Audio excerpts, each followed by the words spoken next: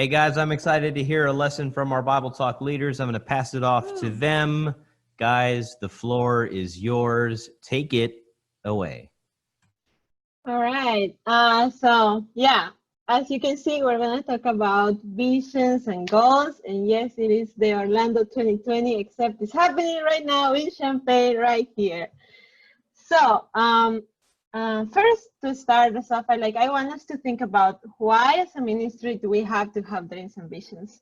And to answer that, we can look at 1 Corinthians 9:24-27. Yes, that's the question. So it says, do you not know that in a race all runners run, but only one gets the prize?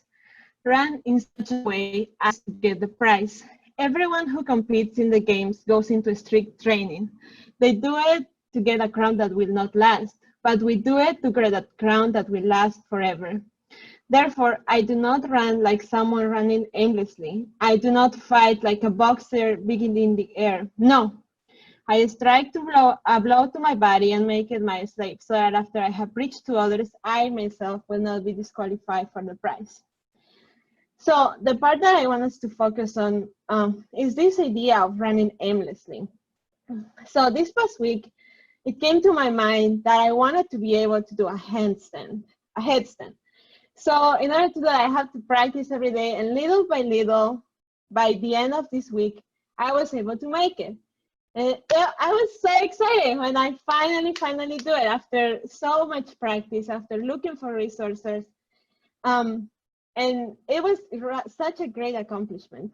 And I hope to keep making progress in, I'm still assisted by the wall, but that's gonna change. And then hopefully one day I can do a handstand too.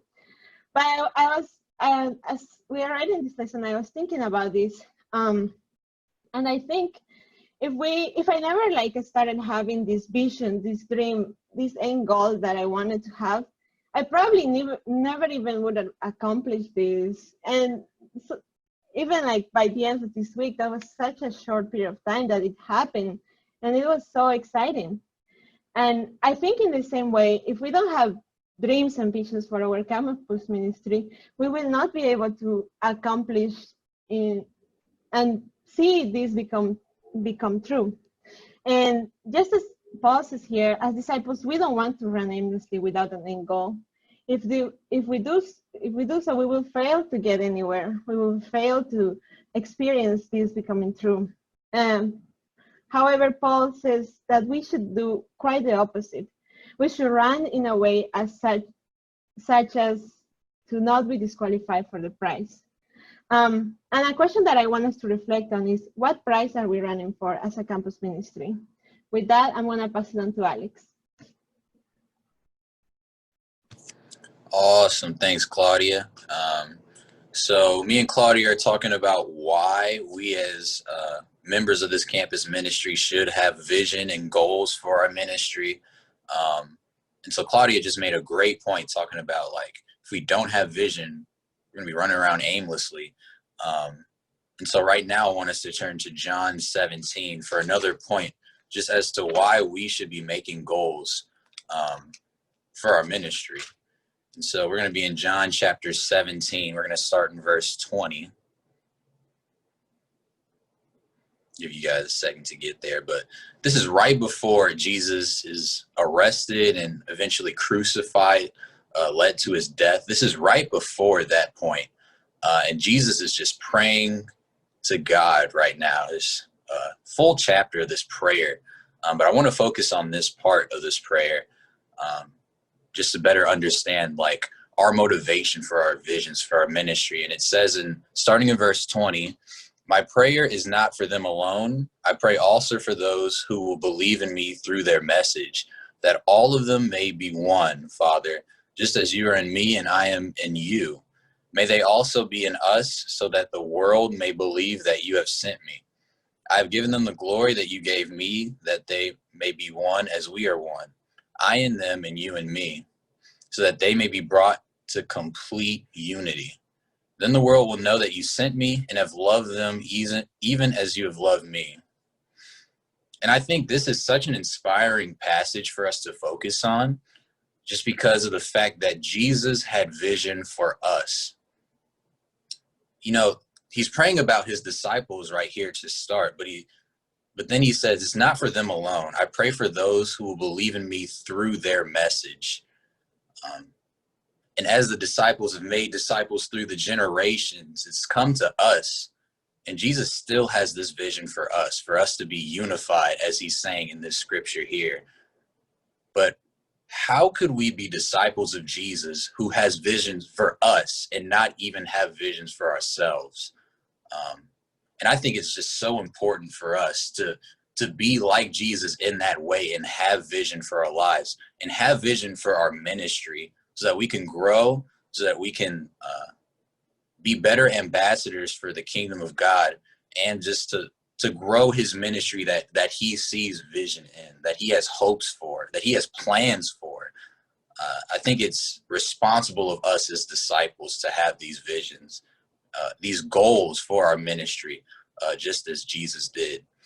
And so me and Claudia talked a lot about why we want to have these visions and goals, but Aaron and Jade are now going to talk about how we can have these goals for our ministry. And so I'm going to pass this off to Jade now. Awesome. Thank you, Alex. And thank you, Claudia, for just talking about why it's important that we have visions and goals, like Alex said. Now we're going to transition to talking about how we actually do this, how we actually have visions and how we have goals for our ministry. I know yesterday in Devo and even last week in Devo, Josh talked about how it's important that, you know, we have God in mind. We have God as our priority when we are coming up with these visions and goals. So now that's what I'm going to talk about, is like how we have visions and goals. We go to God first. That has to be the first step, because we can't have visions for God's ministry without God. Like the math just doesn't check out on that one. So one story that I thought about in the Bible that really spoke to me about going to God immediately when you have goals or visions was the story of Esther. So if you're not super familiar with the story of Esther, I'll give you a little rundown. If you haven't seen the VeggieTales version, it's great. You should check it out. It's on YouTube for free. But Esther is a Jewish woman who ends up being the new wife of the king. She ends up becoming the queen of this Persian land, and she's Jewish, right? But nobody knows that she's Jewish. And the king decides that, you know what, I'm just gonna kill all of the Jewish people, because one of his advisors got upset at all the Jewish people. So he's like, I'm just gonna kill all of the Jewish people. So now all of Esther's people are in danger. All of God's people are in danger. And Mordecai, Esther's cousin, comes to Esther and is just talking to her like, hey, we got to do something. We need to do something.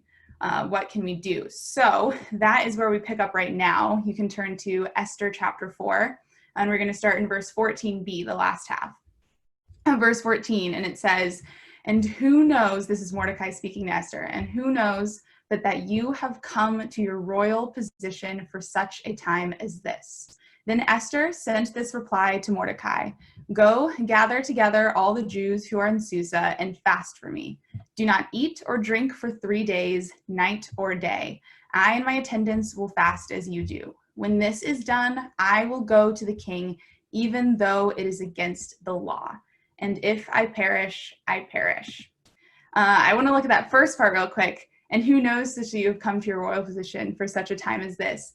It was probably really stressful for Esther, having all of this responsibility, having all of her people be in danger and not really knowing what to do about it. It makes me think of us right now. Who knows that we have come to the University of Illinois campus during Corona semester for such a time as this. Right now is a time that people need family. They need God more than any time that we have known before. So who knows that we have come to the U of I for such a time as this. It just made me think of that.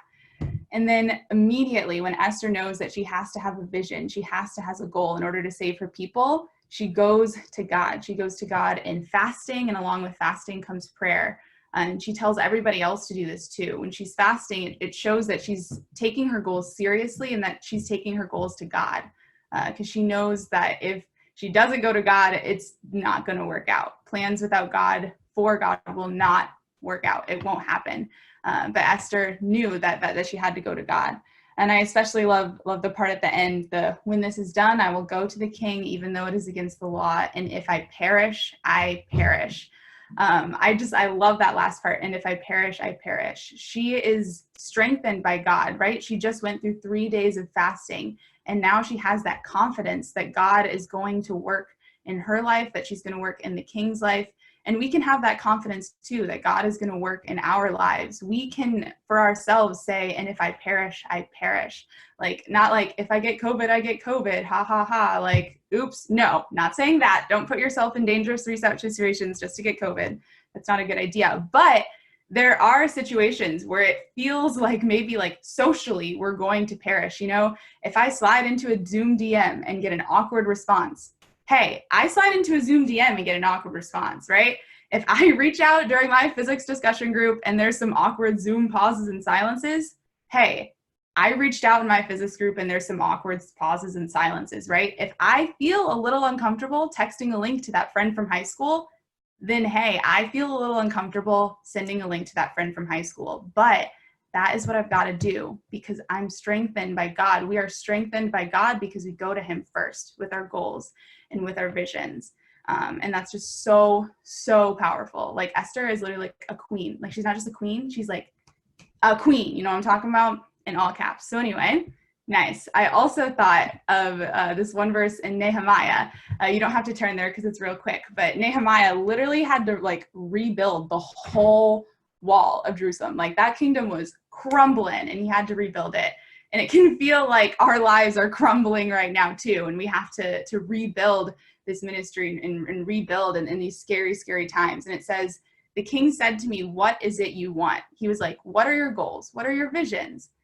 And immediately he said, then I prayed to the God of heaven. He didn't take a beat. No, right away. Same verse. He prayed to the God of heaven. And that is how we have to be too when we're making goals for our ministry. So we have to go to God first. I also have a meme for you. Esther, when people try to have vision for God's ministry without going to God first. Yeah, if you ever want to use this meme for other purposes, I have the template. I'll send it to you. Let me know. But with that, now that we know that we have to go to God first, we have to talk about what comes second. So I'm going to pass it off to Aaron, and he's just going to talk a little bit about how we continue to have goals and visions. Awesome. Thanks for the meme, Jade. That's pretty good. It's pretty good. So obviously we have to have goals. We have to have a vision for what we're doing for our ministry. And then we have to bring those goals and those thoughts and plans to God. But then we have to make a plan for action. We can't just leave it at that. You know, to have a goal is one thing, but we actually have to plan for action. We have to do something about it. So we're actually going to read in Luke chapter 10, starting in verse 1. And this is sort of, Jesus is sending out his followers to, go make more disciples, to bring people to a knowledge of him. And he kind of goes over a sort of plan that he has to do that in this passage here. So we're going to read Luke chapter 10, verses 1 through 4. It says, after this, the Lord appointed 72 others and sent them 2 by 2 ahead of him to every town and place where he was about to go. He told them, the harvest is plentiful, but the workers are few. Ask the Lord of the harvest, therefore, to send out workers into his harvest field. Go, I'm sending you out like lambs among wolves. Do not take a purse or bag or sandals, and do not greet anyone on the road. So you can even see in this passage, he says, ask the Lord of the harvest to send out workers. He's also saying, go to God first with this goal in mind. But he comes in with a plan. He says, don't take a purse or bag or sandals. Don't greet anyone on the road. That's how you're going to do this. That's how you're going to be effective. So, why wouldn't they bring any of these things?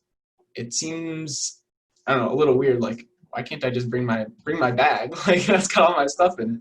why can't I bring my sandals? Like my feet are going to be hurting, if I'm just walking barefoot. But he's saying, don't be distracted by all these things. I was doing a little research on like, why not greet anyone on the road? Isn't your goal kind of to talk to people and like, maybe even introduce yourself to people? But a lot of times greetings would take like a long time. There would be a lot of just like pointless conversation or flattery, to have this random interaction. So he's like, don't get distracted by that. Don't get bogged down by other people. Don't get bogged down by what you're holding on to, what you're carrying with you. Here's the goal. Be as effective as possible. To be effective, you have to just get rid of everything else. So Jesus came into this goal. He had this vision, but he had to have a plan of action. He wasn't going to be able to, make as many disciples. He wasn't going to bring people to him if all of his followers were just, off doing their own thing, getting caught up in conversations or, I don't know, just, wrapped up in other things. They had to be solely focused on their goal and on the goal that Jesus had for them. So I think what's really important as we're, as we're kind of coming up with these goals and these visions, is to not just leave them as goals and visions, but to be practically focused as well. Say, hey, I have this hope. I have this goal. Maybe it's, I want to see, 20 new disciples join the ministry. All right, well, how do we do that? If we're going to make these goals, let's be action oriented too. How can we be effective in doing this? What's the plan? So hopefully, as we've talked to you guys and brought up these scriptures, you can see that goals and visions are very important for growth and success in life with God. And that, even from the other passages that even like Jade and I have brought up, things wouldn't have happened if there wasn't goals or visions. Jesus wouldn't have as many followers if he didn't have this plan, if he didn't have this goal and really put it into action. In the same way, like Esther and Nehemiah wouldn't have saved Israel, first of all, like literally helped them to survive.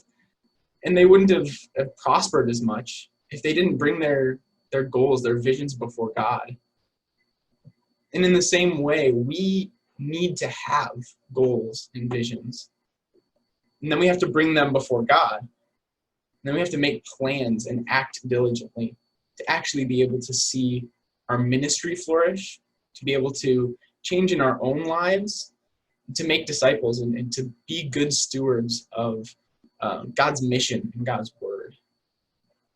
So now we're going to break into a sort of brainstorming time, sort of have some discussion about goals in our separate Bible talks. So I'll pass it off to Josh to, sort us out there.